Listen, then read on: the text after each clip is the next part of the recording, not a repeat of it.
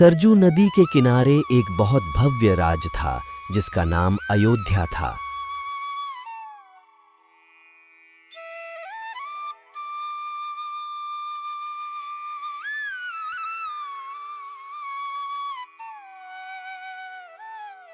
अयोध्या के राजा दशरथ थे।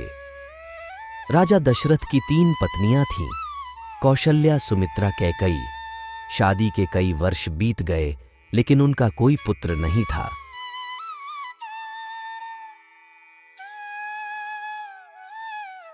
जिसके कारण राजा बहुत दुखी रहते थे। हे महाराज, आपकी माथे पर यह चिंता की लकीरें क्यों दिख रही हैं?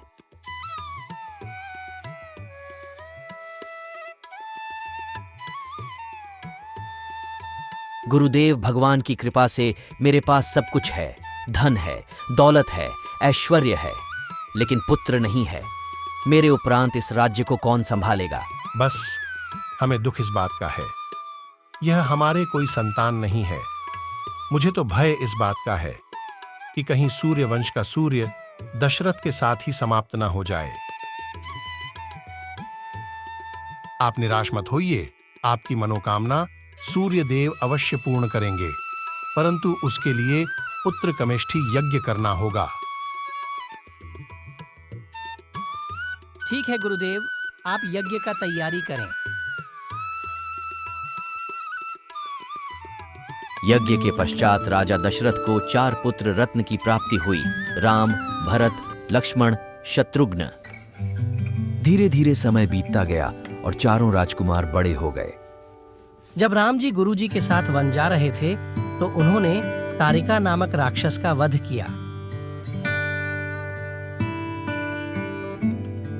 एक दिन राजा दशरथ सोचे, अब हमें राम को राजा बना देना चाहिए, इसलिए उन्होंने गुरुदेव को बुलाया। गुरुदेव, मैं महाराज दशरथ राम को अपना उत्तराधिकारी घोषित करना चाहता हूं। ठीक है महाराज, आपने बहुत बढ़िया सोचा है। तो राज में ऐलान करवा दो, आपके अगले राजा राम हैं। कैकई, अब हमारा राम राजा बन जाएगा। नहीं, राम राजा नहीं बनेगा, हमारा बेटा भरत राजा बनेगा और राम को 14 साल का वनवास। राम पिता की इच्छा का पालन करते हुए वनवास जाने के लिए तैयार हो गए। राम उनकी पत्नी सीता और भाई लक्ष्मण के साथ 14 वर्षों के वनवास के लिए निकल पड़े।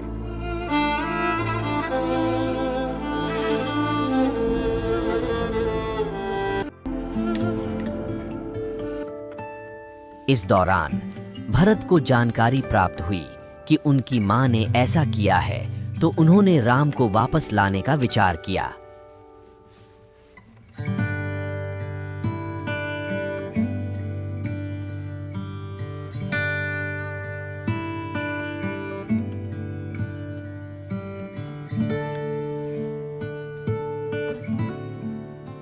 भैया, आप घर चलिए, मुझे नहीं चाहिए राजपाट। मैं घर नहीं जा सकता, पिताजी की आज्ञा का पालन कर रहा हूँ। एक दिन देवी सीता को रावण नामक राक्षस ने अपहरण कर लिया।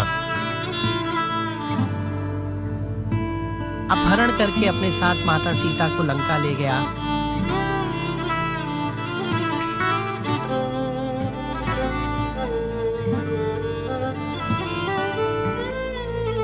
जब राम और लक्ष्मण कुटिया में आए तो उन्हें सीता नहीं मिली। वे उन्हें खोजने लगे चारों तरफ।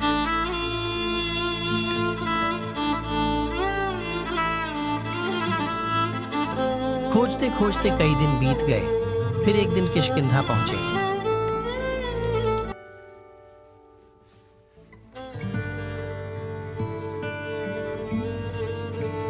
प्रणाम महाशय, आप इस जंगल के लगते नहीं। आप कौन हैं जो बिना डरे इस जंगल में यात्रा कर रहे हैं? क्या आप बता सकते हैं? ब्राह्मण महाराज, हम दोनों अयोध्या के राजकुमार, यह श्री राम और मैं उनका छोटा भाई लक्ष्मण हूं। लेकिन आप कौन हैं जो हमारे साथ इतनी भक्ति भाव से पेश आ रहे हैं? मैं हनुमान प्रभु, बचपन से आपकी राह देखते देखते मैं थक गया था। आज आपके दर्शन पाकर मैं धन्य हुआ।